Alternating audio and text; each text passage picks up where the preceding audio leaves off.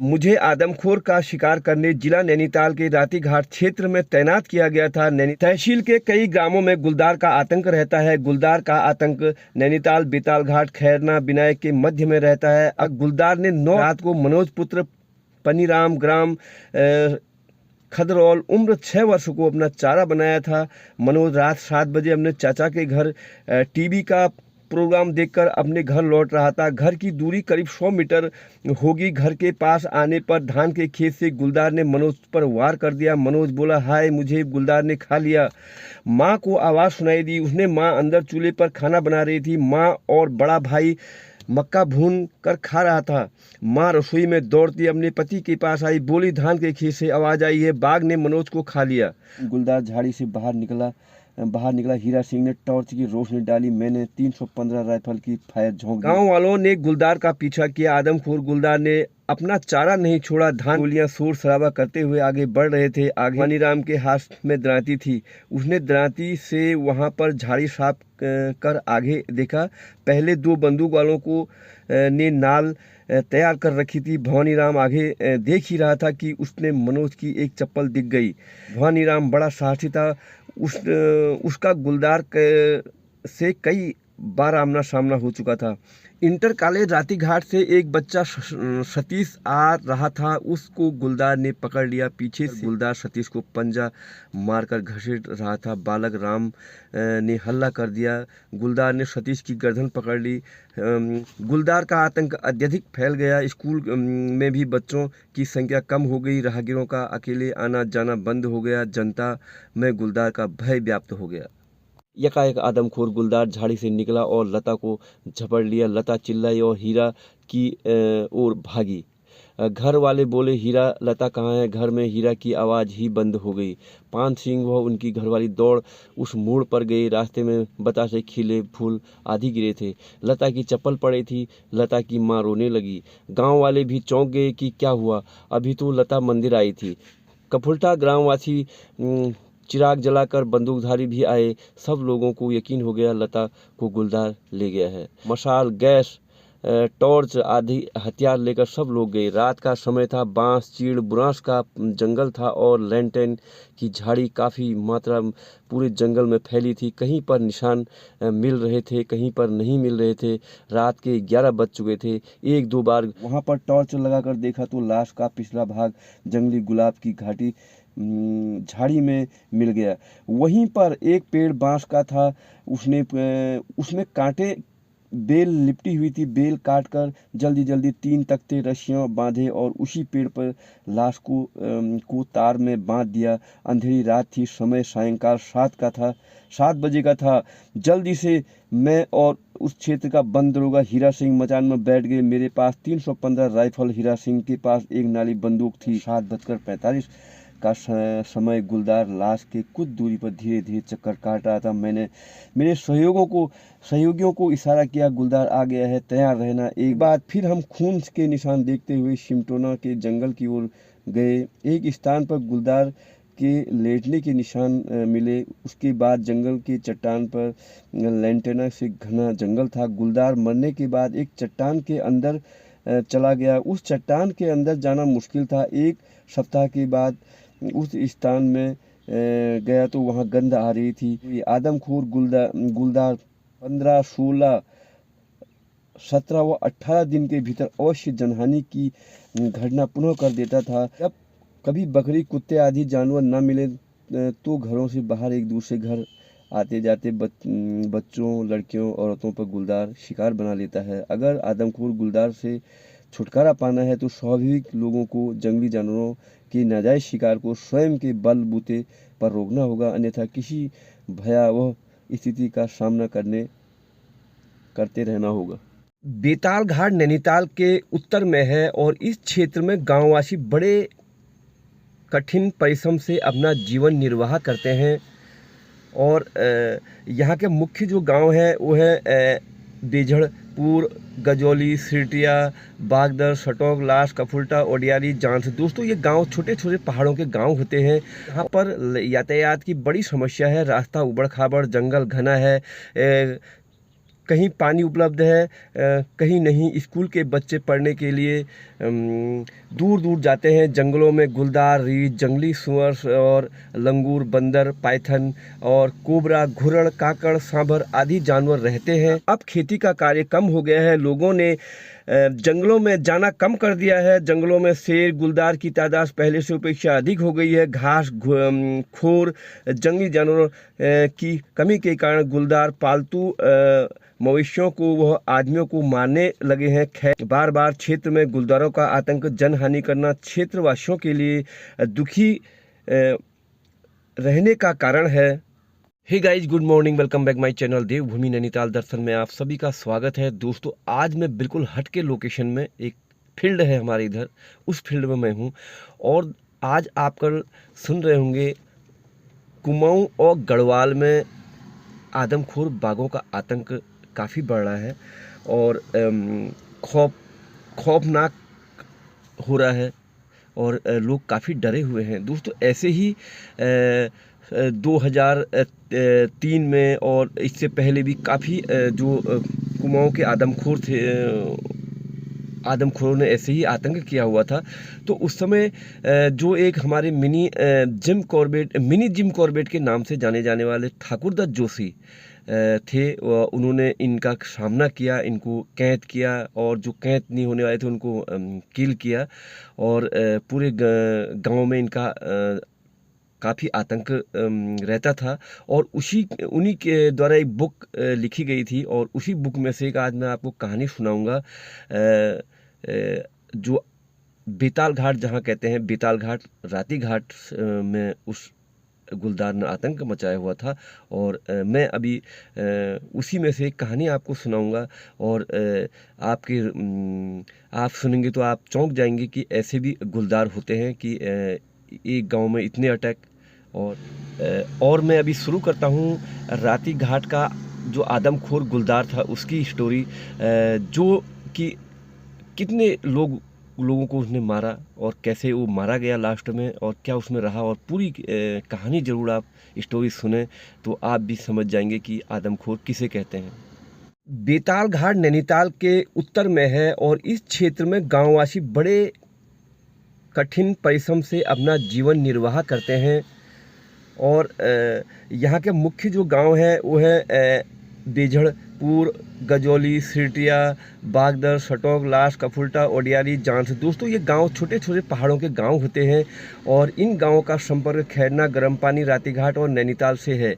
यहाँ पर यातायात की बड़ी समस्या है। रास्ता उबड़ खाबड़, जंगल घना है, कहीं पानी उपलब्ध है, कहीं नहीं। स्कूल के बच्चे पढ़ने के लिए दूर दूर जाते हैं। जंगलों में गुलदार, रीछ, जंगली सुअर और लंगूर, बंदर, पाइथन और कोबरा, घुरड़, काकड़, सांभर आदि जानवर रहते हैं। उपयुक्त गांव वालों का मुख्य व्यवसाय खेती करना, मवेशी पालन, दूध दही का व्यापार करना, जंगलों में ईंधन, पशुओं का चारा लाना, बकरियों को पालना। अब खेती का कार्य कम हो गया है। लोगों ने जंगलों में जाना कम कर दिया है। जंगलों में शेर, गुलदार की तादाद पहले से अपेक्षा अधिक हो गई है। घास खोर जंगली जानवरों की कमी के कारण गुलदार पालतू मवेशियों को वह आदमियों को मारने लगे हैं। खैरना, गर्म पानी, रातीघाट क्षेत्र से कई बार आदमखोरों का आतंक हुआ है।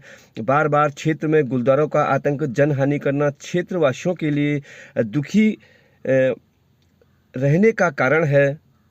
जो मिनी कॉर्बेट थे उन्होंने कहा कि मुझे आदमखोर का शिकार करने जिला नैनीताल के रातीघाट क्षेत्र में तैनात किया गया था। नैनीताल वन प्रभाग के नैना रेंज में बुधलाकोट, बीट, खैरना तहसील के कई ग्रामों में गुलदार का आतंक रहता है। गुलदार का आतंक नैनीताल, बेताल घाट, खैरना, विनायक के मध्य में रहता है। अक्टूबर 2003 की ये कहानी है।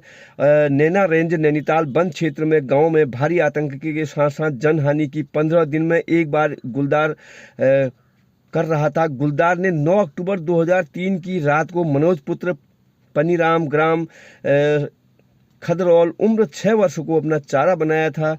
मनोज रात 7 बजे अपने चाचा के घर टीबी का प्रोग्राम देखकर अपने घर लौट रहा था। घर की दूरी करीब 100 मीटर होगी। घर के पास आने पर धान के खेत से गुलदार ने मनोज पर वार कर दिया। मनोज बोला, हाय मुझे गुलदार ने खा लिया।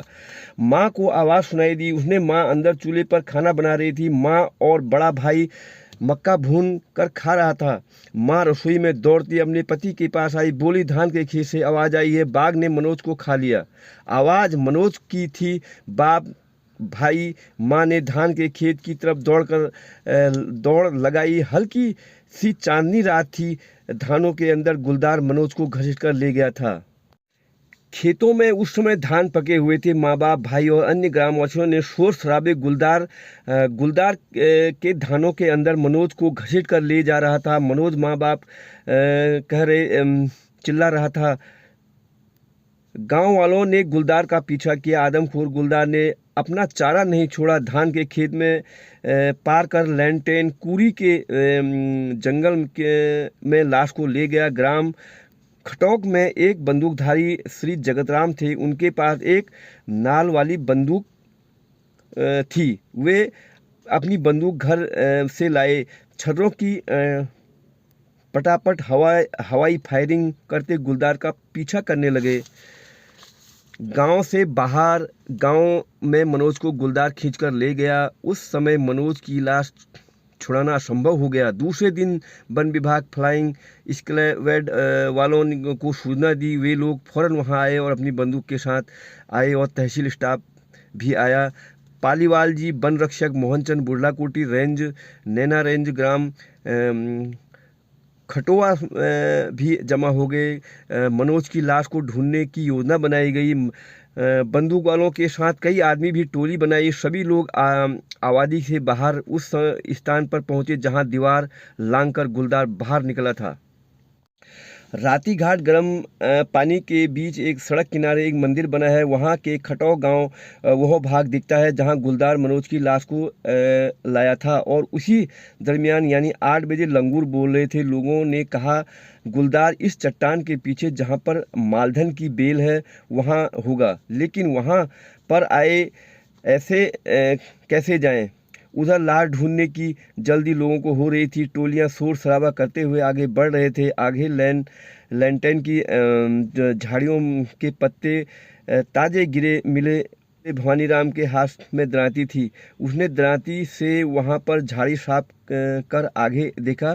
पहले 2 बंदूक वालों को ने नाल तैयार कर रखी थी। भवानी राम आगे देख ही रहा था कि उसने मनोज की एक चप्पल दिख गई। लोग झाड़ी साफ करते बड़े मनोज के कपड़े दिखे, खून से लथपथ मिल गए। लाश नहीं मिल पाई। भवानी राम बड़ा साहसी था। उसका गुलदार से कई बार आमना सामना हो चुका था। भवानी राम की बकरी थी। वह बकरियों को चुकाने के लिए जंगल जाता था। कई बार वह उस स्थान पर गया था जहां बाघ था। उसकी बकरियां भी वहीं चुगान करती थी। आगे भारी चट्टान थी। उस चट्टान में मालधन की बेल लटकी थी। गुलदार लाश को छोड़ने पर खून गर्जना करते हुए वहां से लापता हो गया। लाश के कुछ टुकड़े मिले। खोपड़ियां के बाल गुलदार ने अपनी जीभ से चाट कर साफ कर दिए थे। लाश के टुकड़े को एक कपड़े में बांधकर पटवारी पोस्टमार्टम के लिए नैनीताल ले गया। रात के समय गुलदार ग्राम खटौक आया। बड़ी बड़ी गर्जना करता रहा। गांव वालों ने बंदूक से हवाई फायर की। कनस्तर आधी बजाई। उस समय गुलदार वहां से गरजौली चला गया। प्रातः 4 बजे फिर गांव में आकर बोलने लगा। पुनः हल्ला किया। तब वह जंगल को चला गया। तहसीलदार पालीवाल जी ने गांव की बंदूक धारियों की ड्यूटी लगाई। वन विभाग भी फ्लाइंग स्क्वाड वालों की 315 बोर राइफल के साथ खटौक गांव में ड्यूटी लगाई। इंटर कॉलेज राती घाट से एक बच्चा सतीश आ रहा था। उसको गुलदार ने पकड़ लिया। पीछे से कफुल्टा के 4 लड़के इंटर में पढ़ने वालों को कॉलेज पढ़ने में देरी हो गई थी। वे बहुत तेजी से आ रहे थे। उधर गुलदार सतीश को पंजा मारकर घसीट रहा था। बालक राम ने हल्ला कर दिया। गुलदार ने सतीश की गर्दन पकड़ ली है। उन बालकों के साथ एक कुत्ता भी आ रहा था। कुत्ते ने भी बालक सतीश को छुड़ाने का सहयोग दिया। वह गुलदार के पीछे गया। गुलदार ने बालक को छोड़ दिया। वह गुलदार कुत्ते को पकड़ने का प्रयास कर रहा था। तब तक 4 बालक आ गए। तब सतीश वह कुत्ते की जान बची। इसी दरमियान रातीघाट के इंटर कॉलेज में एक बच्चे को स्कूल से घर जाते समय गुलदार ने घायल कर दिया था। इन घायलों को वन विभाग द्वारा 1,000 रुपया सहायता के रूप में दिया गया था। गुलदार का आतंक अत्यधिक फैल गया। स्कूल में भी बच्चों की संख्या कम हो गई। राहगीरों का अकेले आना जाना बंद हो गया। जनता में गुलदार का भय व्याप्त हो गया। 25/10/2003 दिवाली का दिन था। ग्राम कपुल्टा में एक छोटा मंदिर है। उस ग्राम में जाने वाले पूर्व प्रधान श्री हिम्मत सिंह जी रहते थे। वे व्यवहार कुशल व्यक्ति थे। आने वालों की सेवा करते थे। उनके करीब श्री पान सिंह का घर है। कपुल्टा में देखा गया कि वहाँ के लोग अलग अलग तोकों के निवास करते हैं। पान सिंह का घर हिम्मत सिंह के घर से 200 मीटर दूरी पर था। दिवाली का दिन तो था ही। शाम को दिए जलाने की तैयारी कर रहे थे। पान सिंह की 2 लड़कियां और एक छोटा लड़का था। उनके घर में उनकी 10 वर्ष की साली आई हुई थी। उस लड़की का नाम हीरा था। शाम करीब 6 बजे दोनों लड़कियां, लता जिसकी उम्र 6 वर्ष की थी और हीरा पूजा के लिए फूल फल मिठाई आदि सामग्री लेने गए थे। उनको जाने की कुछ समय लगा। उस समय मंदिर के हिम्मत सिंह के घर के लोग पूजा करने गए थे। फिर पान सिंह राणा की लड़कियां लता और हीरा पूजा करने लगी। उनको यह 15 मिनट लगे होंगे मंदिर में और लोग भी पूजा करने आते जाते रहे। वे दोनों अपने घर के लिए चली। हीरा आगे और लता पीछे चल रही थी। उनका करीब घर आ चुका था, लेकिन रास्ते में एक छोटा सा मोड़ था।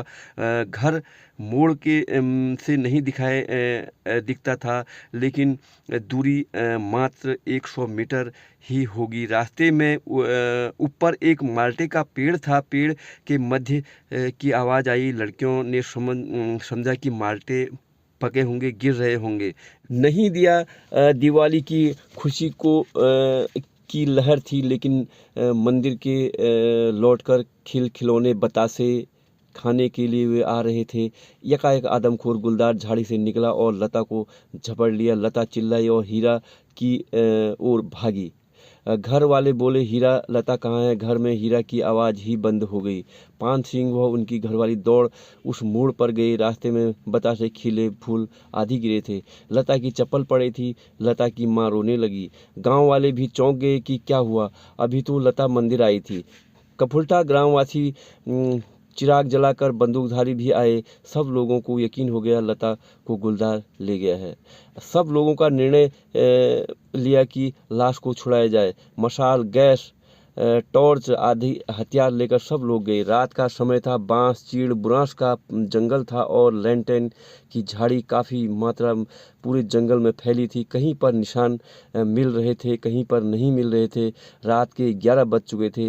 1-2 बार गुलदार की गर्जना हुई। लोग डर रहे थे। तो हिम्मत सिंह जी ने कहा, डरो मत, गुलदार वहाँ पर तो नहीं है और हम इतने आदमियों के बीच हमला करेगा। लेकिन इस समय लता की लाश मिलना असंभव है। क्यों पान सिंह?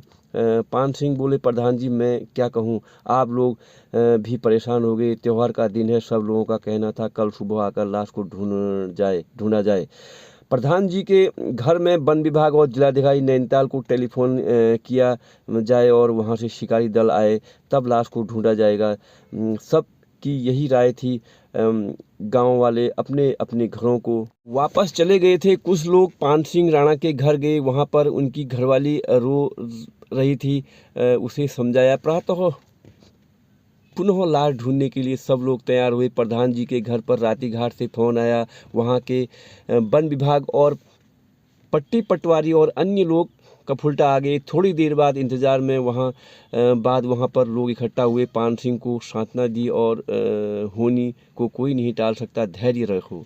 सभी लोग लता को की ढूंढने चल दिए। उस समय पहुँचे जहाँ पर रात वापस थे। सुबह देखा कि खून टपकती हुई लैंटेना की झाड़ी निशान बता रही थी। लाश के टुकड़े वहीं झाड़ी के अंदर पड़े मिले।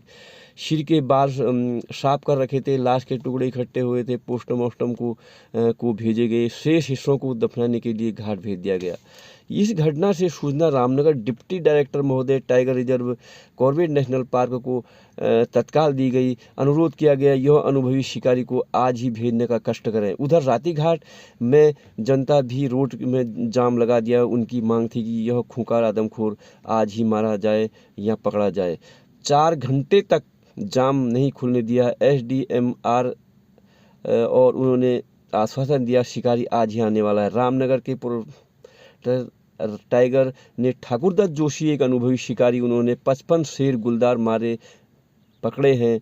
तब जाम खुला। कुछ लोगों ने मेरे अनुभव का पता था। उप निदेशक टाइगर पांडे जी ने मुझको फ़ोन से आदेश दिया कि प्रभागी वनाधिकारी अधिकारी नैनीताल से फ़ौरन मिले। मैं अपना पूरा सामान जो आदमखोर गुलदार को समाप्त करने के ये प्रयोग में लाया जाता है। मैं राइफल 315 बोर का टॉर्च सेल अनुरेशन आदि आमनेशन लेके नैनीताल पहुंचा। DFO नैनीताल से मिला। उन्होंने आदेश दिया कि राती घाट जाएं, वहां पर हमारा स्टाफ मिलेगा और वे आपका इंतज़ार कर रहे हैं। मैं राती घाट पहुंचा, वहां स्टाफ मिलेगा।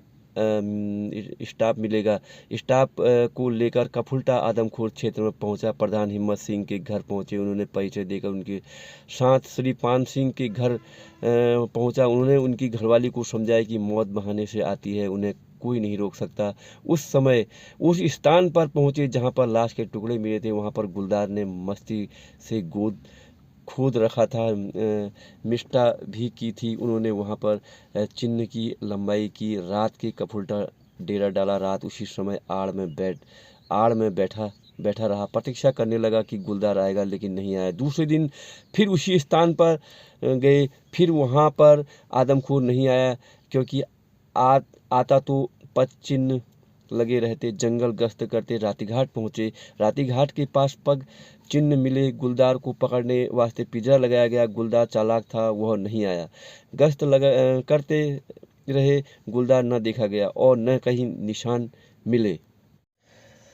शाम के 6 बजे का समय हो चुका था। जहां पर सुनीता की लाश के टुकड़े थे, वहां पर लोग मेरा इंतज़ार कर रहे थे। जोशी जी आएंगे और मचान की जगह बताएंगे, तब हम लोग मचान बांधेंगे। मैं उस स्थान पर पहुंचा जहां पर मृतका का मात्र सिर मिला था, जिसे लोग पोस्टमार्टम को नैनीताल ले गए थे।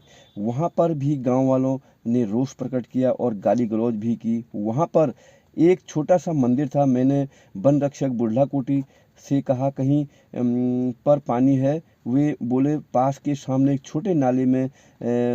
मैंने कहा कि उधर शेष लाश मिल सकती है। वहां पर टॉर्च लगाकर देखा तो लाश का पिछला भाग जंगली गुलाब की घाटी झाड़ी में मिल गया। वहीं पर एक पेड़ बांस का था।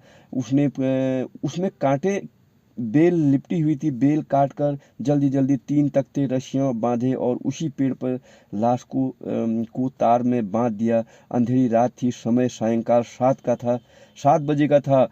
जल्दी से मैं और उस क्षेत्र का वन दरोगा हीरा सिंह मचान में बैठ गए। मेरे पास 315 राइफल, हीरा सिंह के पास एक नाली बंदूक थी। हीरा सिंह को कहा कि तुम मेरे 5 सेल वाली टॉर्च, मेरी 12 बोर के नाली कारतूस सी बंदूक जो रात के समय में मैं खुद प्रयोग करता हूँ, अपने साथ रखना। मेरी गन को फ्लाइंग स्क्वाड के रेंजर साहब मृतक के घर ले गए।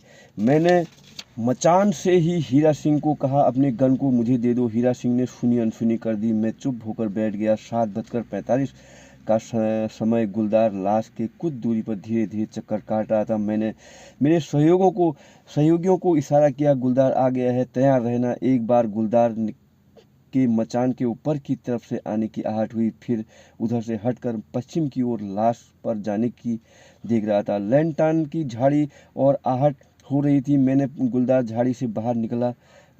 हीरा सिंह ने टॉर्च की रोशनी डाली। मैंने 315 राइफल की फायर झोंक दिया।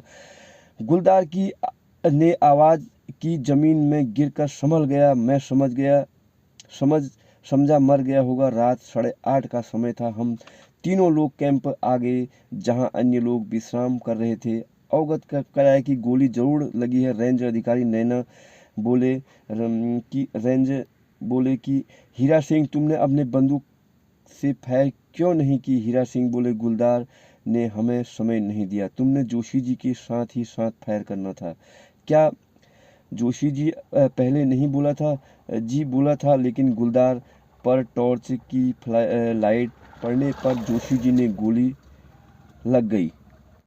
गुलदार को मरा मिलना चाहिए। रेंज अधिकारी नैना ने श्री हीरा सिंह वन विभाग से कहा कि तुम्हें क्या जल्दी है थी? गुलदार को लाश पर आने देता। वन दरोगा बोले, मैं समझा गुलदार पर आ ही चुका है, क्योंकि बहुत देर से झाड़ी में आहट हो रही थी। हम तीनों सुन रहे थे। प्रातःकाल उठकर हम मचान पर गए। वहां से जहां फायर की उस स्थान पर देखा, गुलदार पर गोली लगी थी। सब बोले नहीं लगी होगी। बहुत ढूंढा, कोई निशान नहीं, खून नहीं मिला, क्योंकि जिधर गुलदार गया उस दिशा की मैं किसी ने नहीं देखा। मुझे तो विश्वास था कि गोली अवश्य लगी है। मैं फिर दोबारा उसी स्थान पर आया जहां पर फायर लगी थी। वहां मैंने अनुमान लगाया तो गया किधर? बुढ़ला कोटी जी ने खून की तलाश कर रहे थे।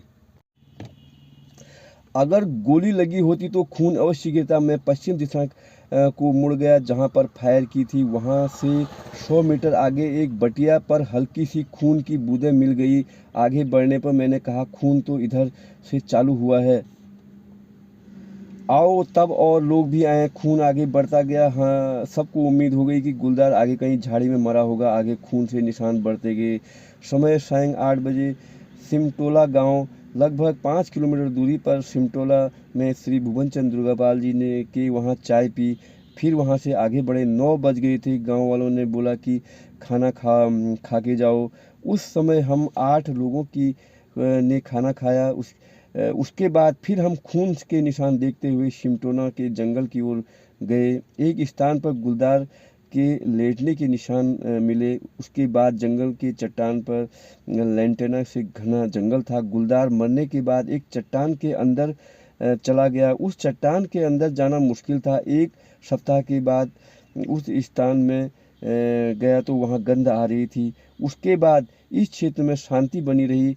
दिनांक 13/11/2003 को गोली मारने के बाद 15 दिन उसी आतंकित क्षेत्र में स्टाफ के साथ गश्त कर रहा था, लेकिन जनहानि की घटना नहीं हुई। आदमखोर गुलदार 15, 16, 17 व 18 दिन के भीतर अवश्य जनहानि की घटना पुनः कर देता था। मेरी बात लोगों ने विश्वास नहीं किया। गुलदार का मर गया, लेकिन एक गुफा के भीतर वहां गांव वालों ने पहले ही भांति तहलका मचा ही रखा था। वन विभाग, राजस्व विभाग वालों के विश्वास नहीं हुआ। श्री अशोक कुमार महर DFO, श्री अमीर कुमार घोष जिलाधिकारी नैनीताल बड़े परेशान थे।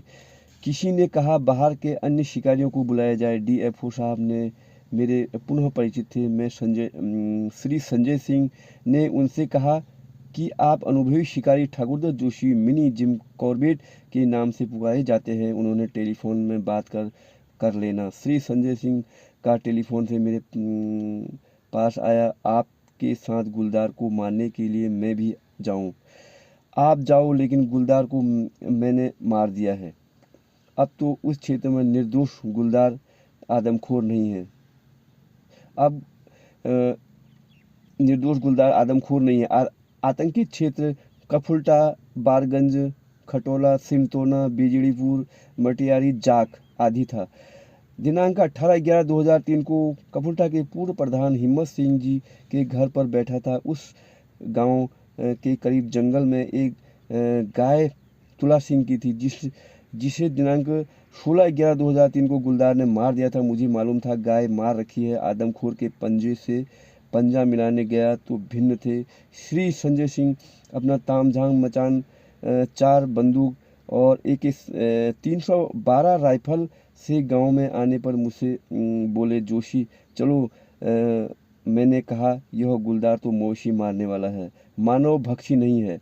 मैं तो नहीं आता हूँ। मैंने डीएफओ साहिब से बात की है, उप निदेशक महोदय से भी बात की है। मैं इस बीच वहाँ की जनता की दिलासा देता रहा कि आदमखोर मारा गया है, आतंक समाप्त हो गया है। संजय सिंह वो पार्टी मचान पर बैठे होंगे। भगवान जो करता है भले के लिए करता है। गुलदार स्वाभाविक शिकार पर नहीं आया, नहीं तो निर्दोष गुलदार मारा जाता। दूसरे दिन भी वे लोग बैठे, लेकिन सफलता नहीं मिली। लौटकर वापस घर मुरादाबाद चले गए। दोबारा संजय सिंह ने अपने अन्य दोस्तों को लाए। उस समय वे बारगांव क्षेत्र में गए हुए थे। कामयाबी नहीं मिल पाई। उपयुक्त गुलदार के आतंकित इस क्षेत्र में अन्य क्षेत्रों में निर्दोष जंगली जानवरों का शिकार करता है। पूर्व में काश्तकार गाय भैंस बकरी का चुगान प्रतिदिन करते थे। जंगलों में गाय बकरियां चुगान प्रतिदिन होता था। उस समय मांसाहारी जानवरों को अलग अलग प्रकार भोजन मिल जाता था। लेकिन प्राकृतिक मौत से मरे मवेशी, पहाड़ों से गिरे मरे पशु, चुगान को गए पशुओं को गुलदार मारना, और तब जंगली जानवर भी काफ़ी थे। आज तो जंगलों में जानवर नहीं है, तब आबादी में आकर घरों के अंदर कुत्ते बकरी आदि जीवों को भोजन बनाते हैं। जब कभी बकरी कुत्ते आदि जानवर ना मिले तो घरों से बाहर एक दूसरे घर आते जाते बच्चों, लड़कियों, औरतों पर गुलदार शिकार बना लेता है। अगर आदमखोर गुलदार से छुटकारा पाना है तो स्वाभाविक लोगों को जंगली जानवरों के नाजायज शिकार को स्वयं के बलबूते पर रोकना होगा, अन्यथा किसी भयावह स्थिति का सामना करते रहना होगा। और ये जो मैंने आपको कहानी स्टोरी सुनाई, ये वो स्टोरी है जो सन 2003-2 में जो पहाड़ों में आदमखोर गुलदार बन जाते थे, आदमियों को, बच्चों को मारते थे। और उस समय जो हमारे mini Jim Corbett Thakur Dutt Joshi, उनको सभी जगह बुलाया करते थे। कहीं भी कुमाऊं हो, गढ़वाल हो, तो कोई आदमखोर बन जाता था तो उन्हीं को बुलाया करते थे। उन्हीं पर आधारित मैंने ये लिखी गई ये कहानी आपको सुनाई। दोस्तों कैसी लगी ज़रूर आप कमेंट बॉक्स में बताएं। और इसका नाम जो था उन्होंने दिया था राती घाट का आदमखोर गुलदार। तो ये वो गुलदार था जिसने एक हफ्ते में ये हर आदमी पर को शिकार बनाता था। और जब शिकार होने के बाद फिर रात में फिर ये सिर्फ नरभक्षी था। ये किसी गाय भैंस बकरी को नहीं मारता था, ये सिर्फ नरभक्षी बन गया था। तब इसको मिनी जिम कॉर्बेट द्वारा किल किया गया। और जब उस समय कुमाऊं में कहीं भी कोई नरभक्षी बन जाता था, गांव खाली कर देता था, तो मिनी जिम कॉर्बेट जो हमारे ठाकुर दत्त जोशी थे, जिनका जो निवास स्थान अब कोटाबाग है, लेकिन वो इस दुनिया में नहीं है, लेकिन उन्होंने बहुत से गांव मुक्त किए, भय मुक्त किए। जो आदमखोर गुलदार जो होया करते थे गाँवों में, पहाड़ों में दोस्तों, जो छोटे छोटे गांव हैं, 4-5 घर हैं उस गांव में, तो घरों को में से आदमी ले जाता था खींच खींच के। तो उन्होंने फिर एक अपनी बुक लिखी जिसमें उन्होंने बहुत से ऐसे आदमखोर, कुमाऊं गढ़वाल में बहुत से ऐसे आदमखोर बाघ मारे, तेंदुए मारे, जिससे उन्होंने पूरे गांव को भयमुक्त किया। और आपको कैसा लगा कमेंट बॉक्स में ज़रूर बताएं। और अगर अच्छी लगी स्टोरी तो ज़रूर एक अपना कमेंट प्यारा सा लिख दें। और कल तक के लिए बाय बाय।